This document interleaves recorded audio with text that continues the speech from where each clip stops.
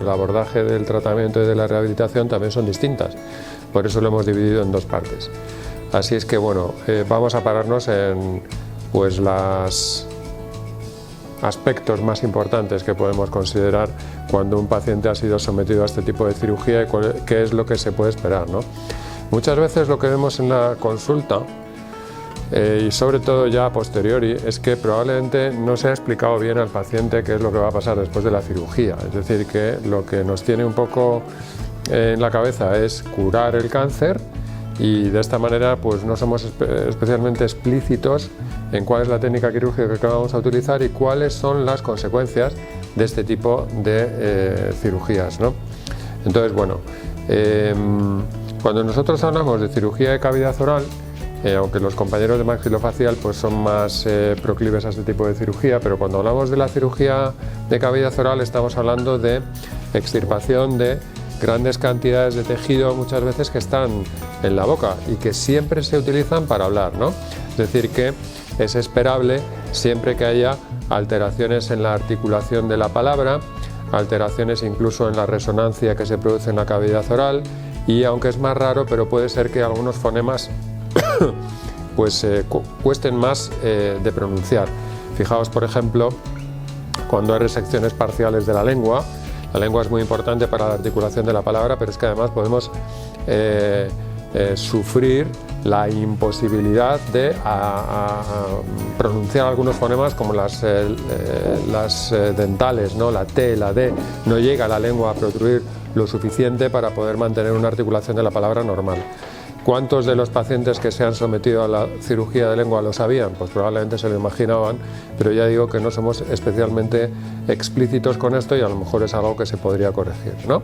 Bueno, de este tipo de alteraciones pues aparecen, digamos, los tecnicismos que os pongo ahí, las disglosias, la rinolalia, la disfonía larinolalia, que es algo de lo que no hemos hablado, pues es también la consecuencia de las resecciones en la parte más posterior de la cavidad oral, como es el paladar. Cuando hay una resección parcial del paladar, este no es capaz de ocluir la nariz cuando se produce la articulación, sobre todo de los fonemas velares, y entonces escapa aire hacia la nariz de una manera pues no deseada.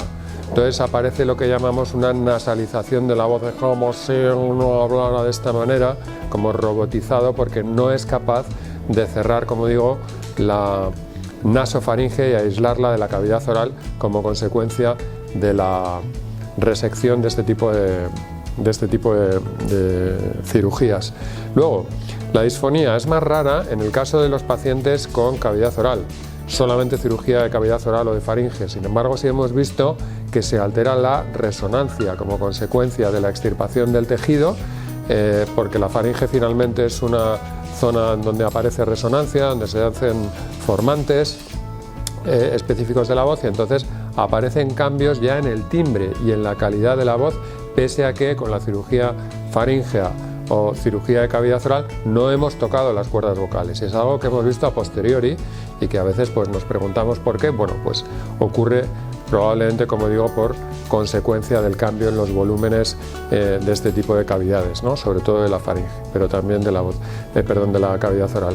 En resumen, pues yo creo que lo más estigmático en este sentido es sobre todo las alteraciones que se perciben después de la cirugía de cavidad oral en la articulación de la palabra, que es muy llamativo y que es lo más impactante para el paciente que se somete a este tipo de cirugías. Ya no es solo la cirugía, sino que como veis en la diapositiva, pues claro, son cirugías muy amplias y en ocasiones no están exentas de complicaciones, y a veces esas complicaciones, que pueden ser infecciones en el posoperatorio inmediato, justifican la aparición de cicatrizaciones anómalas que aún perjudican más este tipo de consecuencias que tienen las cirugías de las que estamos hablando, ¿no?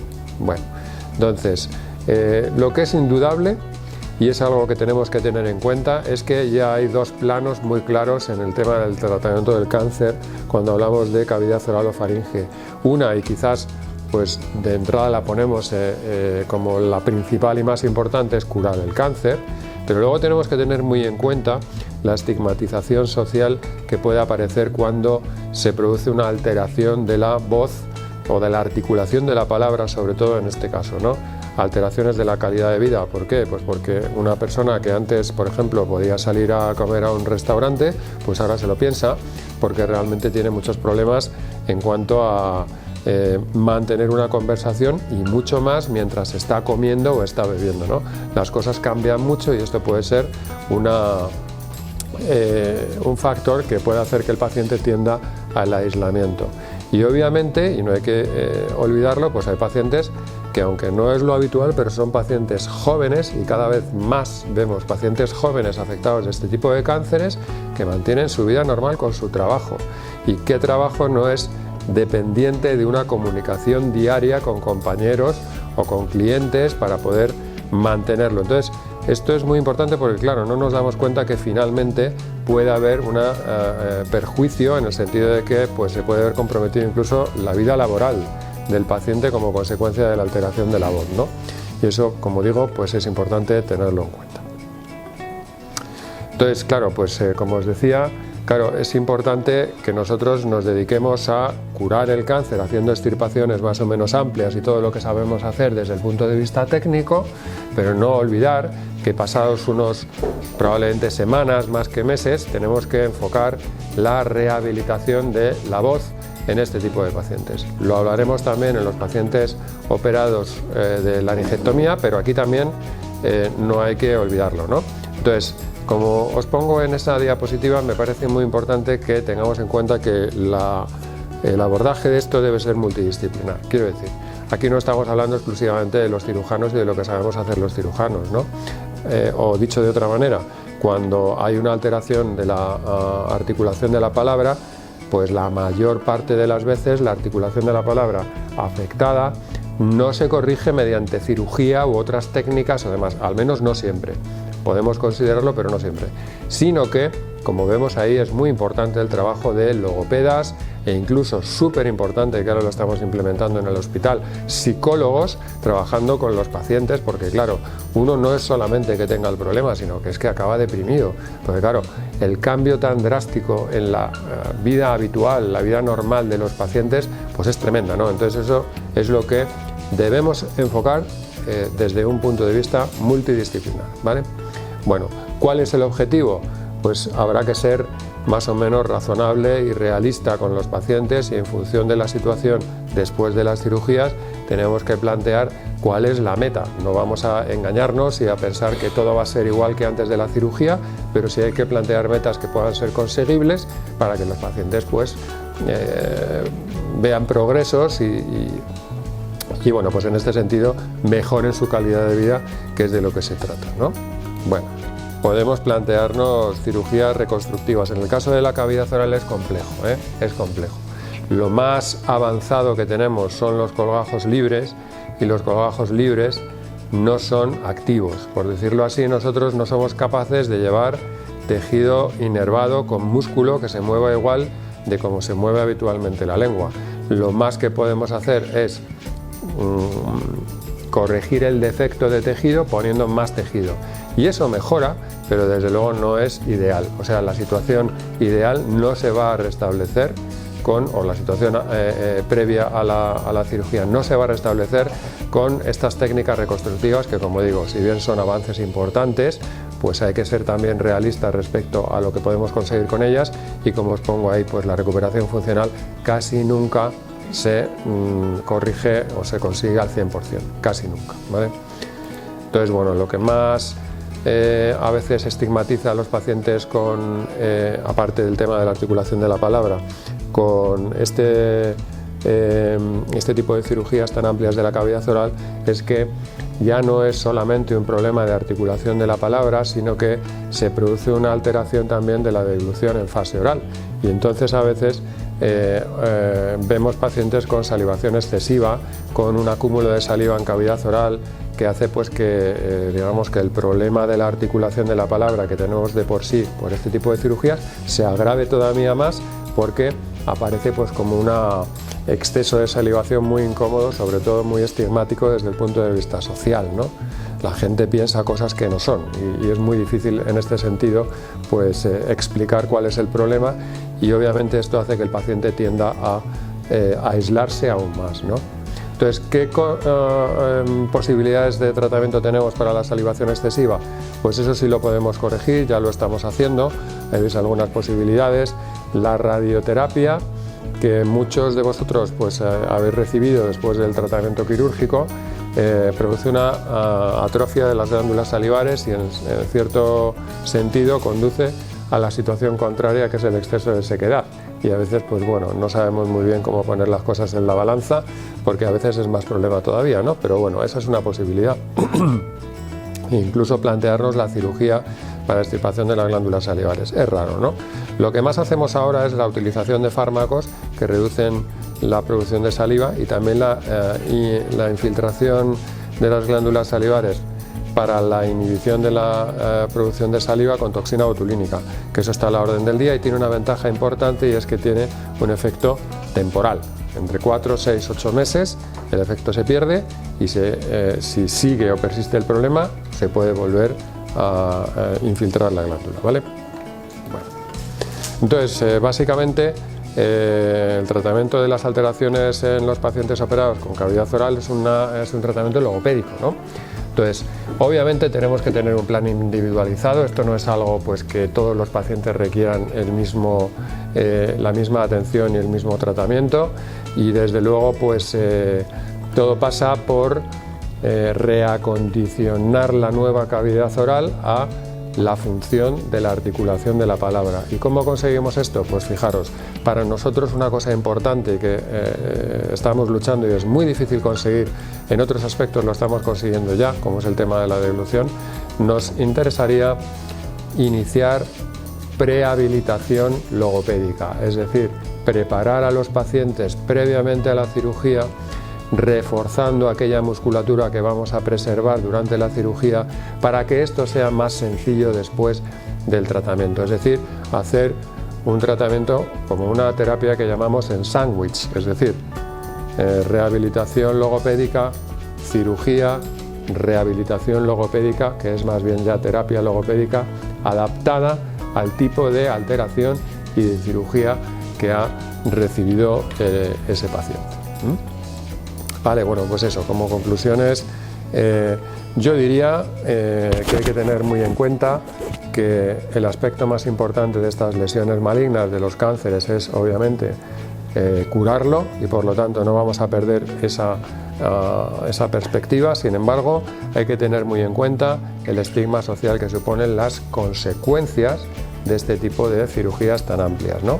Que fijaros, muchas veces cuando se explica bien al paciente antes de la cirugía, rechazan la cirugía precisamente por no pasar por este camino espinoso que conlleva, pues como os digo, a todo este tipo de problemas de articulación de la palabra, de cierto babeo, todo esto por lo que uno no quiere ni oír hablar, y a veces se rechazan las cirugías y los tratamientos por ese motivo, ¿no? Hay que intentar minimizar, aunque es imposible llevarlo a cero, minimizar las consecuencias de este tipo de operaciones. Además es que, claro, pues fijaos, cuando uno se opera del estómago, se abre la tripa, se hace lo que sea en el estómago y se cierra, pero es que la cavidad oral la llevamos en la cara. O sea, la cara es que es lo primero que se ve, es como si a uno le operan el ojo, ¿no? Es decir, que es algo que no se puede ocultar. Por lo tanto, es muy importante integrarlo en todo el proceso terapéutico, ese tipo de tratamiento.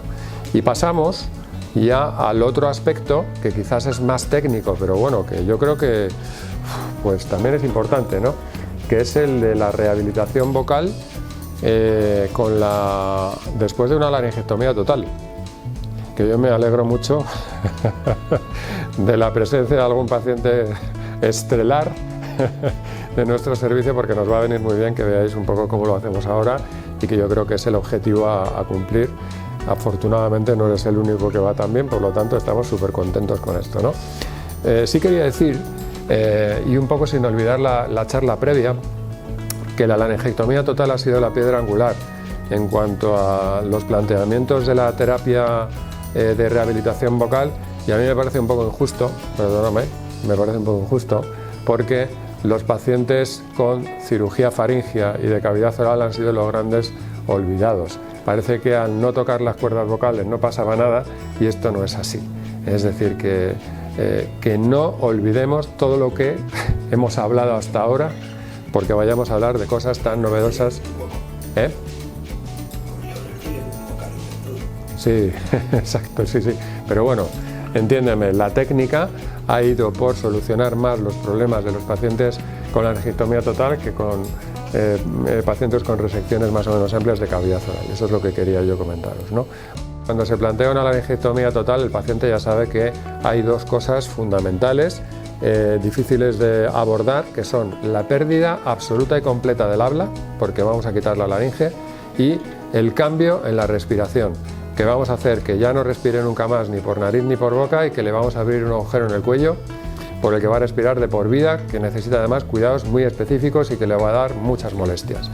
Nosotros ahí yo creo que sí que gastamos bastante tiempo en que el paciente entienda cuál va a ser su situación de después, porque es muy impactante, ¿no?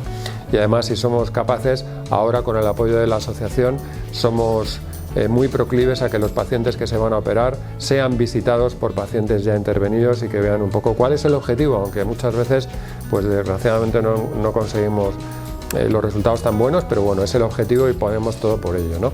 Pero bueno, entended que realmente es muy importante, porque es muy mutilante este tipo de cirugía, que los pacientes entiendan cuál va a ser la situación después de la cirugía, ¿no? Bueno, hablamos de los mismos aspectos, es decir, que bueno, en este caso igual incluso peor todavía, ¿no? Cuando, por ejemplo, estamos hablando de un paciente y os pongo ejemplos reales de mis pacientes, ¿no? Un paciente que es taxista y le dices que le vas a quitar la laringe, ¿cómo se plantea seguir trabajando? Cuando tienes un paciente que es empresario y tiene que hablar con clientes, ¿cómo planteamos a ese paciente que para curarle le vamos a quitar la laringe y ya no va a poder hablar más? Es un problema muy importante que tenemos que solventar, ¿no?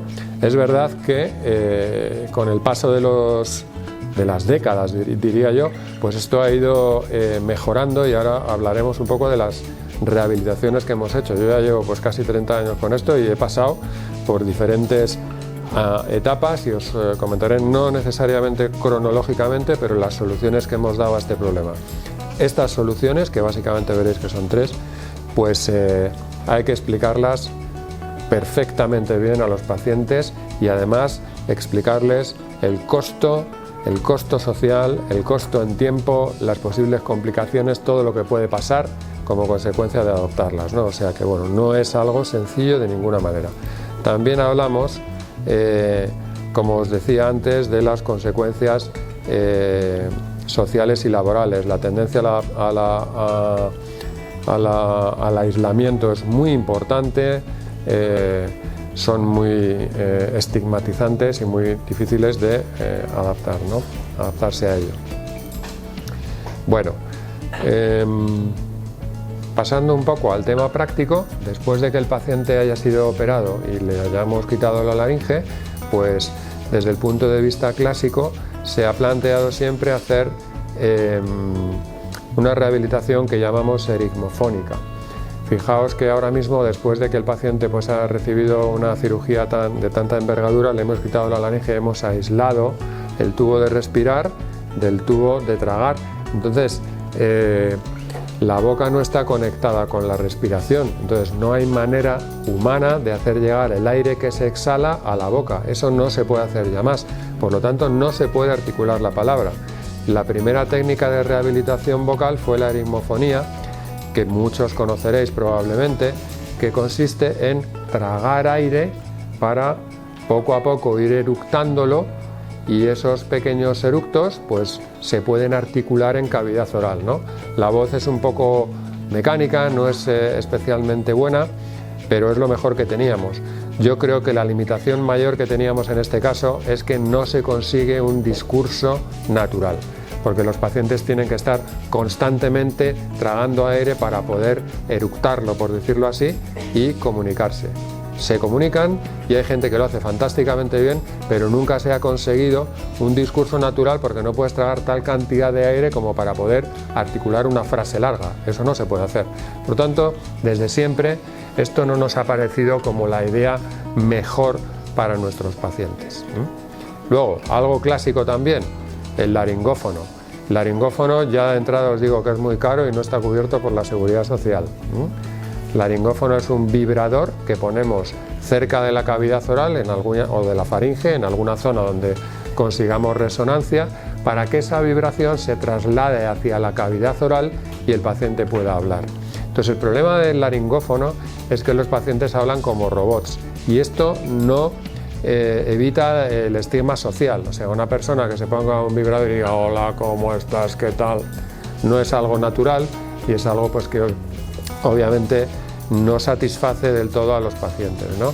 Pacientes operados de cáncer de cabeza y cuello avanzado en muchas ocasiones han recibido después radioterapia.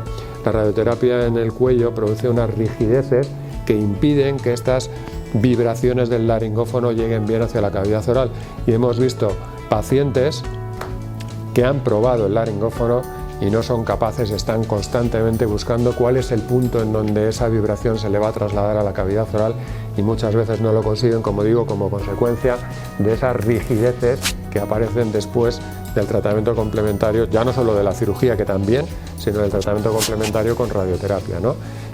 O sea, una voz un poco mecánica y poco natural asociada a problemas de método, ¿no? Por decirlo así, problemas de adaptación del laringófono para que éste funcione. Pero bueno, siempre ha estado ahí y yo creo que ha sido la técnica más clásica. Son caros, no obstante, y en fin, pues es algo que para algún paciente donde no se puede hacer ninguna de las otras técnicas, pues ahí está y podemos, tenemos algún paciente que lo lleva, o sea que tampoco es una cosa que haya que demonizar, ¿vale? Y nuestra manera de ver las cosas es la colocación de prótesis fonatorias. Entonces, aquí hay mucho que hablar, pero no nos vamos a enrollar mucho con esto, yo solo quiero que lo entendáis. Esto es una técnica muy interesante porque lo que hacemos es, de forma artificial, volver a comunicar el árbol respiratorio con el árbol digestivo, de manera que podamos vehiculizar a través de una válvula el aire que se exhala hacia la cavidad oral. Esta válvula permanece cerrada si no hablamos, pero cuando hablamos, en virtud del cierre del traqueostoma, el aire se puede vehicular a través de la vía digestiva a la boca. Entonces, esto consigue una voz ronca, porque no deja de ser una voz ronca y poco modulada, pero conseguimos, y me parece muy importante este tema, un discurso natural. Es decir, los pacientes llegan a tener un tiempo vocal muy parecido al normal, por lo tanto es más fácil para ellos mantener un discurso como si no hubiera pasado nada, ¿de acuerdo? Tenemos aquí el ejemplo de Carlos, que nos viene fenomenal, y aquí hay pues varias cosas que comentar. Obviamente ahora hemos mejorado mucho en las técnicas, de manera que el objetivo es conseguir que los pacientes no tengan que llevar una cánula, que lleven un adhesivo y un taponcito que es mucho más, ya no digo estético, sino sobre todo más disimulable, por decir así, ¿no? Y mucho más cómodo para ellos. Y luego, pues obviamente, para conseguir el discurso a través de una prótesis vocal, uno tiene que cerrarse el traqueostoma. Es verdad que hay dispositivos de manos libres que a veces funcionan bien, pero nos exigen tal presión de aire que muchas veces los pacientes no lo toleran bien. Hay una mecánica vocal un poco rara y no consiguen adaptarse a ello. Sin embargo, para nosotros esto ha sido pues yo llevo aquí 8 años, desde que empezamos aquí en el 2017 hemos empezado constantemente, recogiendo el testigo del doctor Brandariz, que hace muchos años que ya lo hacía, pero hemos empezado a rehabilitar a los pacientes con prótesis fonatoria prácticamente por sistema. Tenemos muchos pacientes rehabilitados y esto nos va muy bien. Es que la colocación de la prótesis exige un seguimiento del paciente inevitable, porque las prótesis hay que recambiarlas y las prótesis se recambian cada el tiempo que necesita el paciente, entre un mes, 6 meses, 8 meses o lo que haga falta. Y las prótesis producen problemas también.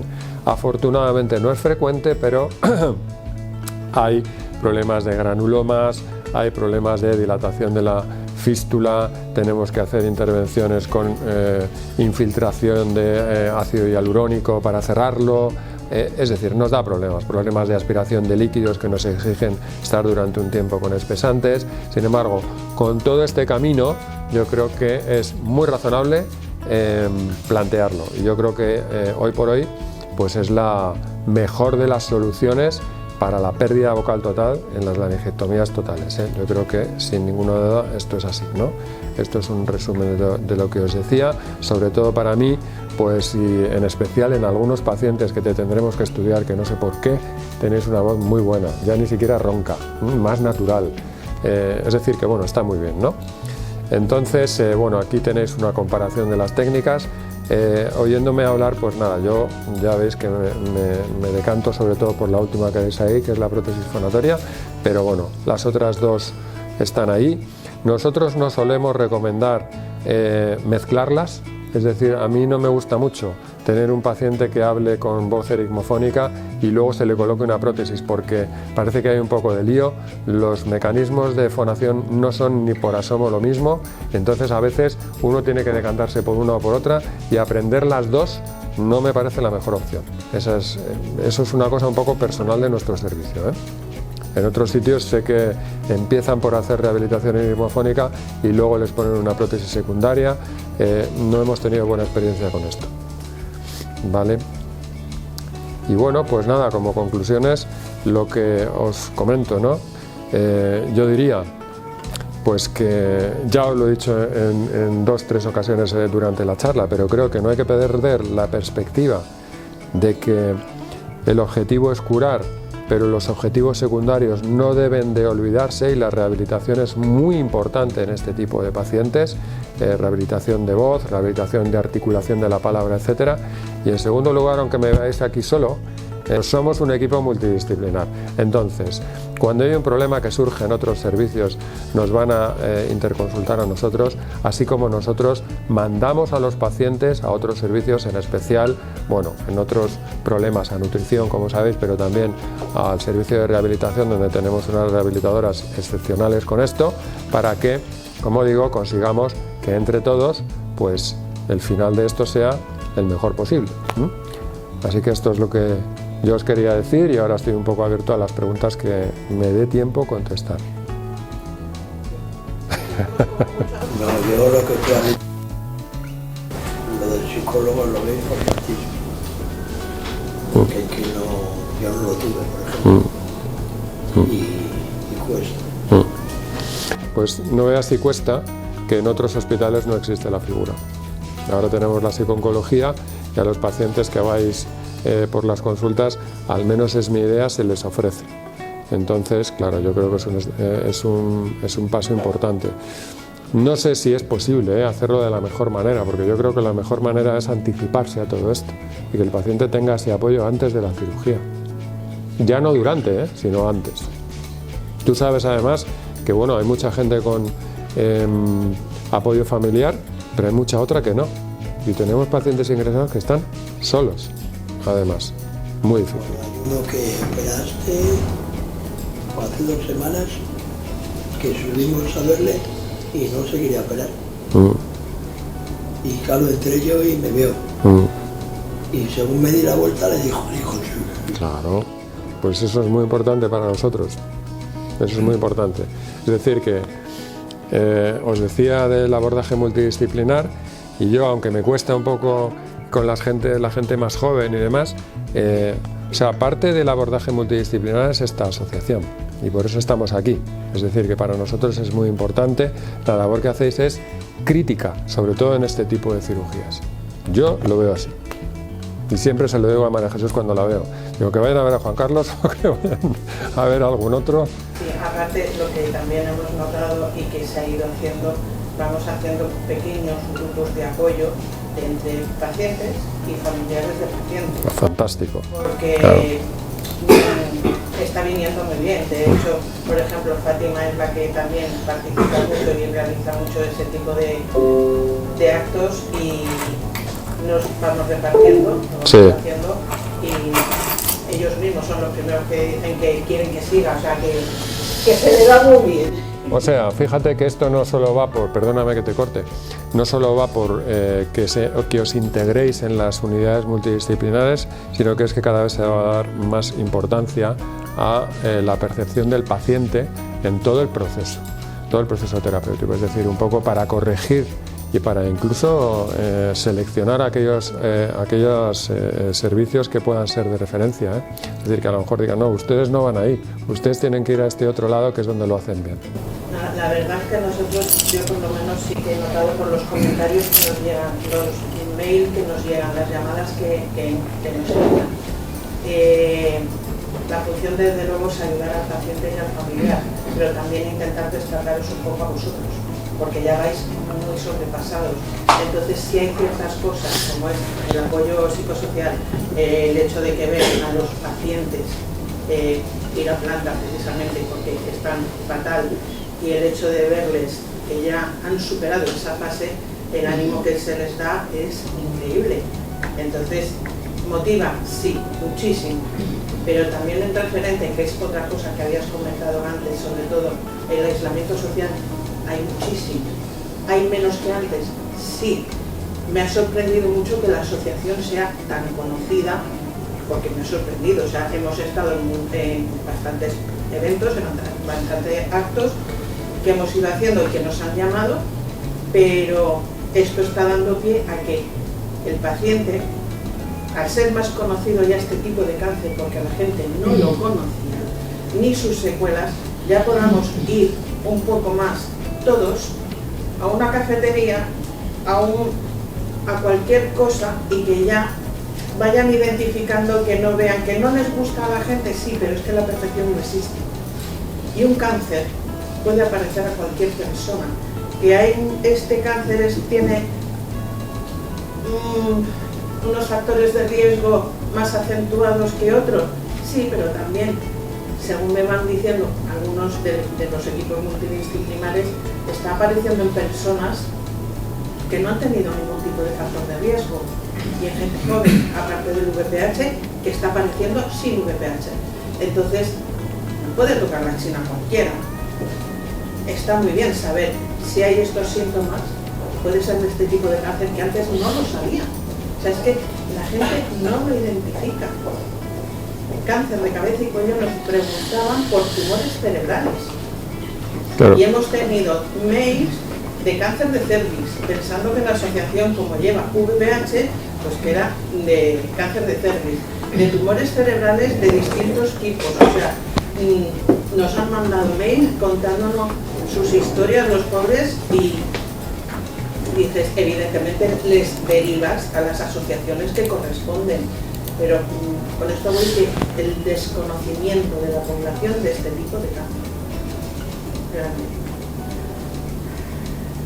Sí, sí. ¿Qué relación hay entre las diferentes cánulas y las secreciones? En mi caso, estuve un mes y medio. Ya me sé tu problema.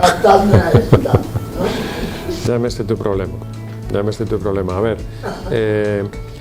la mejor, esto ya son cosas técnicas y a lo mejor te lo hemos explicado ya, pero la mejor manera de evitar este tipo de secreciones y problemas es no llevar cánula, ¿vale? Entonces, no llevar cánula es un objetivo que a veces no conseguimos porque el estómago no es estable y siempre tiende a cerrarse. Y no podemos permitirlo en pacientes que tienen problemas de respiración, mucho menos en laringotomizados totales, ¿no? La segunda opción es la silicona, y la silicona produce menos problemas porque parece que el roce con el tejido traqueal pues es menos irritante, pero tampoco se puede poner en todos los casos, ¿no? Entonces, por ejemplo, cuando hay un estómago muy estrecho o cuando hay un estómago con mucha tendencia al cierre, la silicona puede colapsar y que en un momento dado, cuando te la quitas, en cuestión de minutos no puedes volver a meterla, ¿no? Entonces es un problema. Y así que hay que ir a la siguiente, que son las cánulas de plástico rígido, el poliuretano, como la tuya. Entonces el poliuretano es un material rígido que choca contra la tráquea. Hasta que la tráquea no se metaplasia y cambia su tejido de manera que empieza a formar menos moco, y eso no sabemos cuándo va a pasar, sigues con el mismo problema. Esto es así. Teníamos las cánulas metálicas, estas de plata, que igual conocéis, ¿no? Esas ya se sabe pues que ha habido una advertencia sanitaria para retirarlas. Yo creo que igual hay todavía gente que usa eso, pero esto ya no se puede usar desde un punto de vista técnico, es decir, que esto hay que retirarlo. Esas son aún, la gente decía que resbalaba mejor el moco, no sé qué. Bueno, a lo mejor hay algo de esto, pero no son seguras y a esas ya no podemos optar. Y esa es un poco la situación. Pacientes como tú solemos recomendar esperar. Y si hay que esperar de por vida, a veces planteamos una plastia del estómago para que no nos ocurra esto del cierre, y entonces lo abrimos quirúrgicamente para que puedas ir con un parche o lo que haga falta, sin cánula.